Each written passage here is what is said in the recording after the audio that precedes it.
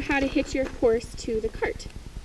This is after you've fitted your harness, everything is fitting the way it should be fitting, and you're ready to go for a little drive. So we'll go over the steps for that.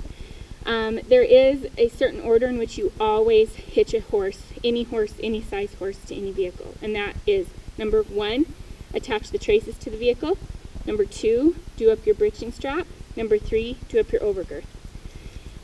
You will always do it in this order every time. A couple things that I want to go over quick is when you're getting ready to hitch to the cart, you run your reins through your rein turrets so you have your horse in hand and ready to go. I never ever hitch with my horse tied, never. If you have to hitch with your horse tied, do not attach the vehicle until you have the bridle on. So if I did have to tie her up with the vehicle, she wears a collar, and this is what I would put my lead rope on, but she would always have her bridle on. This is regardless if you drive with an open bridle or blinders. Always have a bridle on your horse's head when it is attached to a vehicle, even when it's tied up. So that's a big, big rule, number 1. Number 2, always drive your horse with breeching unless you're in the show ring. Unless you're practicing for the show ring in an arena, in a fenced arena. Then you can use just your wrap straps and your girth. That is what is braking your cart on your horse. Your breeching is your brakes. So without it, your cart can smash into the back of your horse. Your cart can overtake your horse on a hill.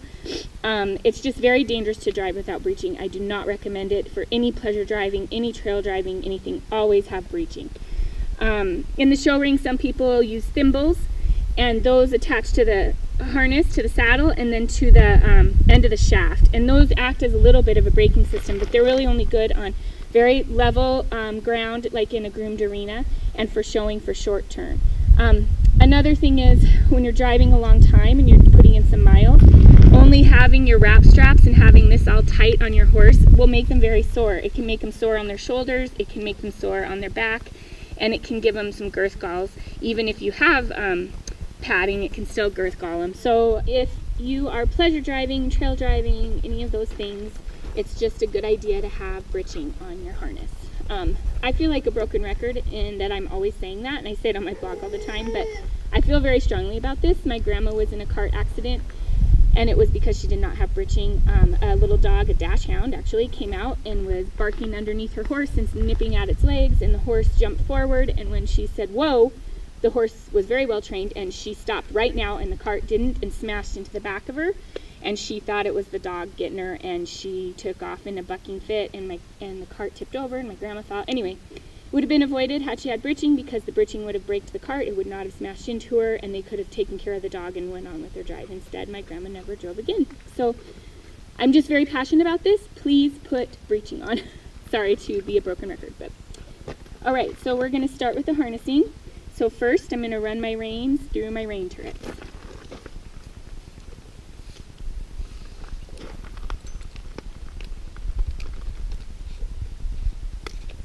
Alright, so first, you're going to run your shafts through your shaft loops.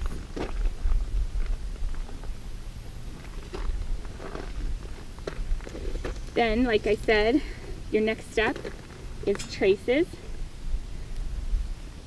And always have your hand on your reins. Hook your trace to your single tree. And since we have minis, we get to do it from this one side. Now we're going to attach the breeching to the cart.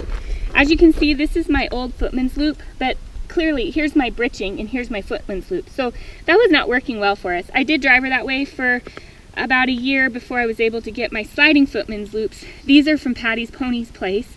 I highly recommend them. I think everyone should have some of these. This is my Kingston cart, my Kingston Saddlery cart, and the curved shafts. They just don't put the shaft or the footman's loops in the right spot. So that's very interesting that they do it that way. So here we're going to do the breeching up.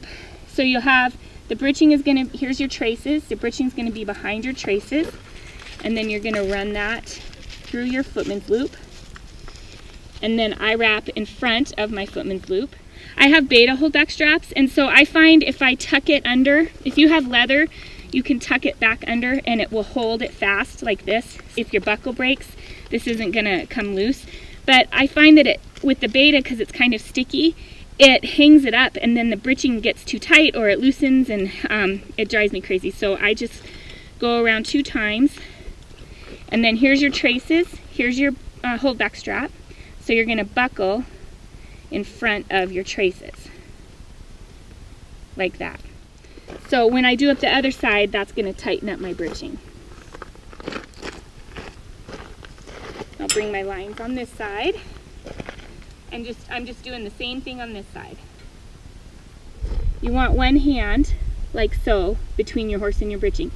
You can also have one hand this way, however you feel most comfortable.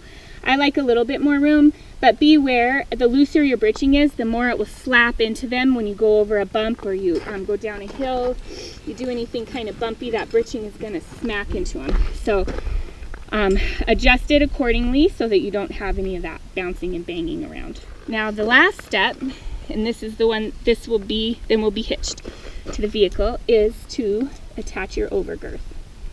So you'll have to walk around and do it on the other side. Now I'm going to show how to wrap a figure of 8 wrap. This is like a overgirth for a show harness, where it has the long strap, and then your shaft loop doesn't have any buckle that comes down, because this is going to wrap in front of and behind your shaft loop. So your overgirth doesn't connect to your shaft loop. So what you're going to do is make sure your buckle is facing down. The overgirth is at the top. You'll bring it in front of the shaft loop, wrap it behind. If you have enough of this strap, wrap it in front again, and then bring it down and buckle it. So this overgirth strap in the show ring acts as your brakes for your cart. And I guess if you're driving pleasure driving and you don't have a breeching, it's kind of acting in the same way, but it's not enough. You really do need to have breeching. Essentially what you have to do is you have to have these fairly tight if you don't have a breeching, because it is trying to keep the cart off the horse. But when you have that, then you're going to lose the float in the shafts in your shaft loop when you're sitting in your cart, and you can use your balance or your weight in the cart to balance your shafts so that you don't have a lot of weight on your pony. 5 pounds is pretty much max you should ever have on the saddle of a miniature horse. So when you have this wrap strap and you have to have it down tight, you're not going to get any float. You can't even get it to lift at all in the shaft loops. Not only that, when you sit in the cart, your shafts are going to come up with your weight, and then you're putting a lot of extra pressure on your girth. This is fine for the show ring because you're just driving around for 10-15 minutes in front of the judge, and then you come out and you usually unharness and move on to something else. Or sometimes you might be going a little bit during the day, class after class, but you're not going up hills, down hills, over bumps, over potholes, down the gravel road, down, so it still can be hard on your horse and they'll be tired, but it's nothing like a pleasure drive where you're doing all that other stuff. You really need to have a breeching, and I suggest that you have an overgirth that allows some float in these shaft loops. You are hitching your horse by yourself and you do not have it tied, and you're bringing your horse to your vehicle. Having a quality standstill is key. So I use the word stand still. And when I say that, Skye knows that I've given her a command and that's what she's to do. Sometimes if you don't have a word for standing, they'll fidget around and they'll try to figure out what you want them to do. Maybe they'll try to go, they'll back up, they'll smash into the cart, all kinds of things. Where if you just give them a cue, stand still, oh, she knows that that's what she's supposed to do right now. She's not supposed to worry about anything else except standing still. Take a little nap while I get her harnessed up, or hitched up. So now she is completely ready to drive off. My traces are connected to my single tree. My breeching has my traces caught, and it's around my footman's loop, and my overgirth is done. All right, now I'm going to show how you're going to unhitch your horse from your vehicle. You've been on your little drive, you're ready to come home and undo everything. So again, you're going to tell your horse to stand still, and then you're going to go backwards. Now I'm going to undo the overgirth first. Then I'm going to undo the breeching.